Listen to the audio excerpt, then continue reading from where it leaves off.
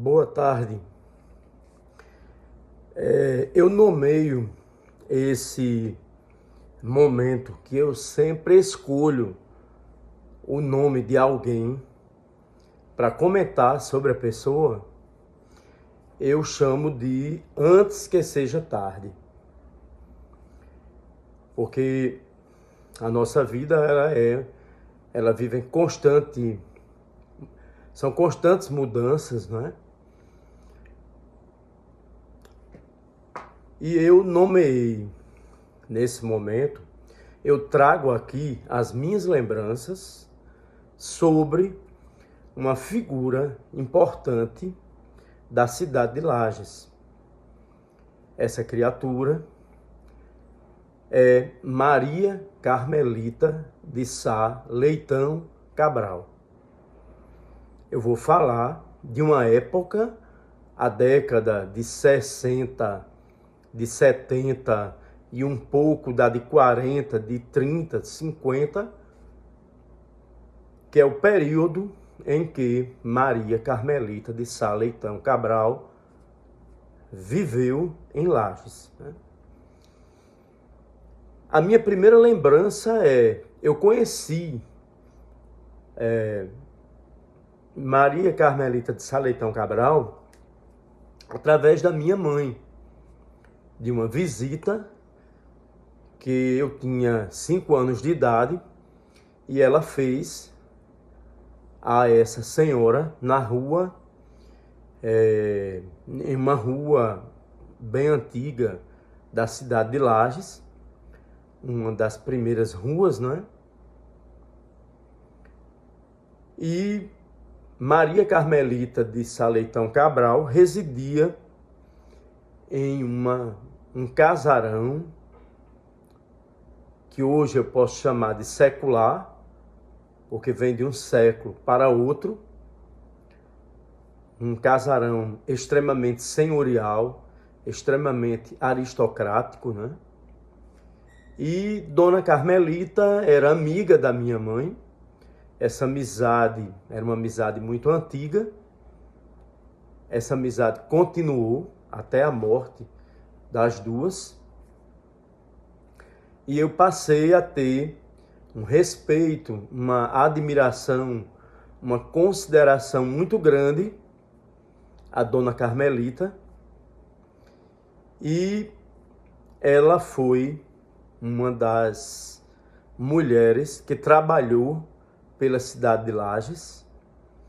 Ela teve um papel, uma ação política, uma ação social, uma ação educativa, além de ser um ser humano que ensinou as pessoas a terem responsabilidade umas com as outras, a solidariedade, a generosidade.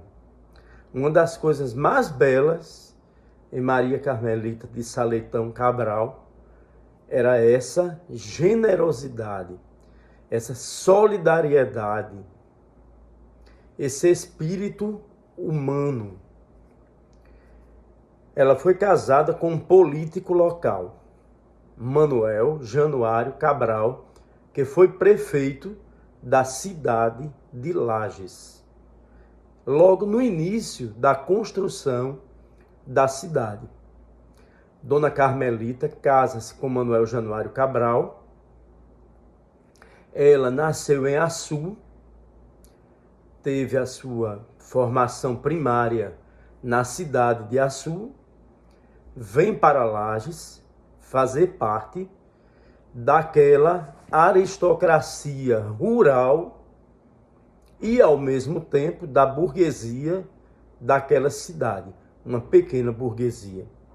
Manuel Januário Cabral tanto era comerciante como era proprietário de terras, tanto na cidade como na zona rural, na zona urbana e na zona rural. Aliás, esses proprietários de terras que deram origem à cidade de Lages, né, viviam da produção da terra, do gado, do algodão, e alguns se tornaram também proprietários das mercearias.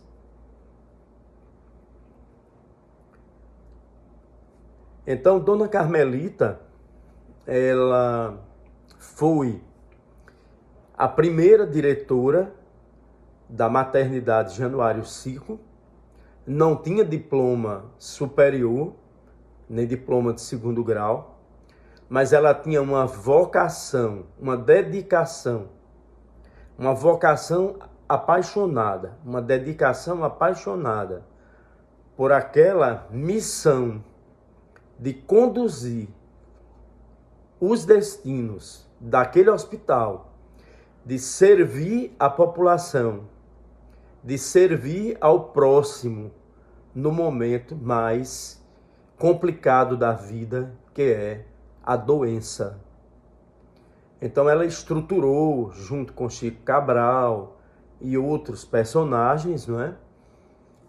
Como seria a administração financeira, a administração da enfermagem, a administração cotidiana desse hospital que teve muito êxito e que ainda existe na cidade de Lages.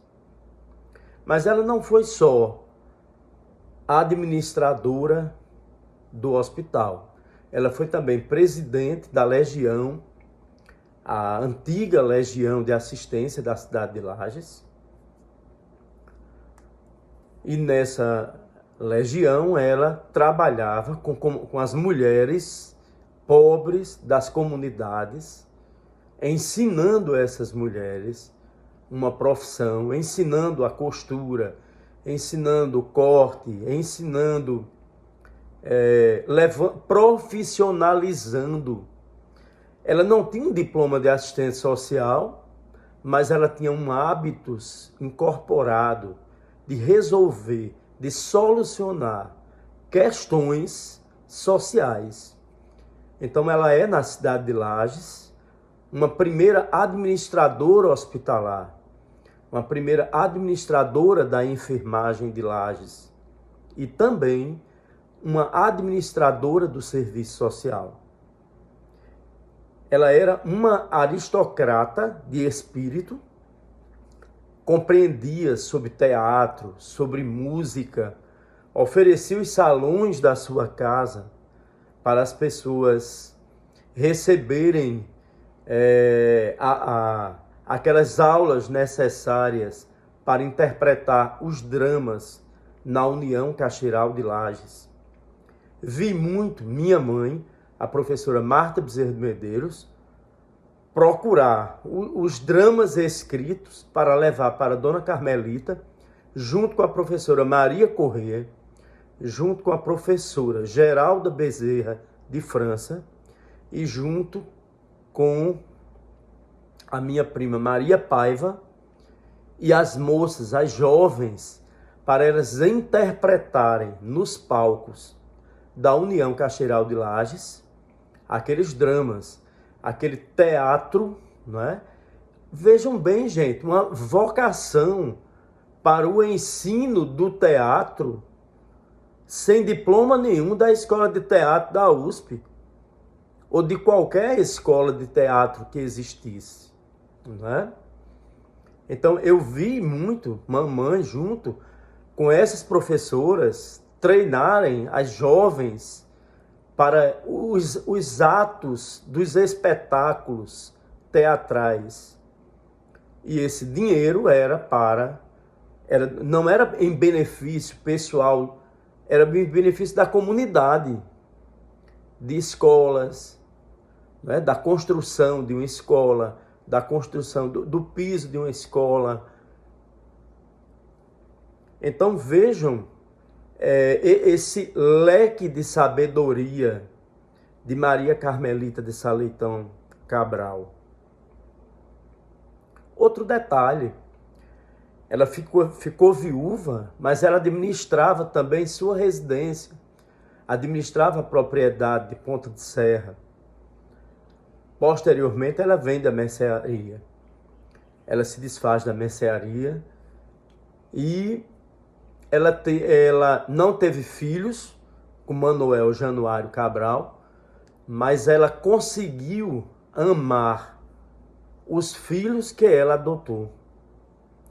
Quantas moças foram adotadas que tinham pais também da mesma classe social de Dona Carmelita, mas que passaram pelo abraço, pelo mundo cativante da residência de Dona Carmelita, não é?